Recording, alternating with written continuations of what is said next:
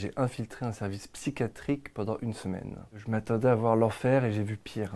J'ai vu des patients complètement délaissés, des patients défoncés aux médicaments à longueur de journée, des patients qui bavent, qui font des malaises, qui tombent. Je m'appelle Alexandre Massé-Dubois, j'ai 32 ans, je suis journaliste et j'ai infiltré un service psychiatrique pendant une semaine. Pour me faire passer pour schizophrène, j'ai adopté plusieurs symptômes. Il y avait le discours décousu.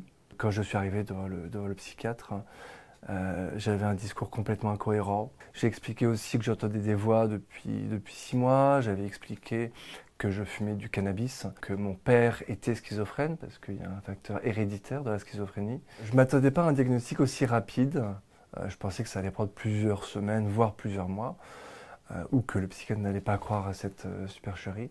Et finalement, au bout de 12 minutes, elle m'a demandé d'aller me faire interner. Je ne veux pas accabler le psychiatre qui m'a fait interner, il a fait son boulot. Aujourd'hui, il y a une responsabilité pénale qui peut engager les psychiatres.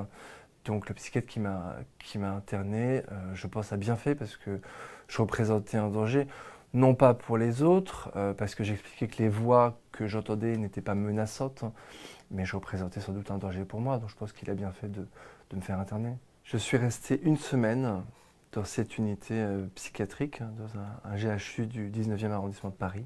De l'extérieur, on ne peut pas se douter une seule seconde de ce qui se joue derrière ces murs. On ne peut pas se douter une seule seconde du drame qui se joue derrière ces murs. C'est un immeuble de 4 étages. À chaque étage, il y a à peu près 35 patients. J'ai vu des patients complètement délaissés, complètement abandonnés, des patients défoncés aux médicaments à longueur de journée, des patients qui bavent, qui font des malaises, qui tombent. Les patients en hôpital psychiatrique, ceux que j'ai rencontrés, vivent leur quotidien avec une grande résignation. On se croirait en prison, une odeur de mort, une odeur d'ennui. C'est très aseptisé, il n'y a pas de décoration, il n'y a rien, et puis il n'y a rien pour égayer en fait, le quotidien des patients. Il y a juste des murs blancs et un sol jaune, et quelques chaises qui se battent en duel. Il y a un baby-foot 100 balles et une télé qui ne fonctionne pas. C'est tout. Faute de moyens, on va donner des traitements. Parce que donner des traitements, ça anéantit les patients, ça les met hors d'état de nuire. Et en fait, ça arrange tout le monde. En fait, on ne va pas les aider à se réinsérer dans la société.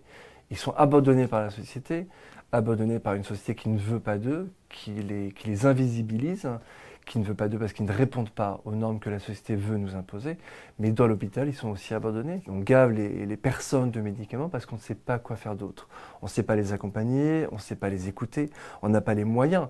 En fait, je pense que les infirmiers, comme les psychiatres, sont victimes eux-mêmes d'un système. Et au bout de 3 jours, moi, je m'étais convaincu qu'il fallait que je sorte de ce guêpier. Il fallait que je sorte la semaine suivante. Je ne pouvais pas rester plus.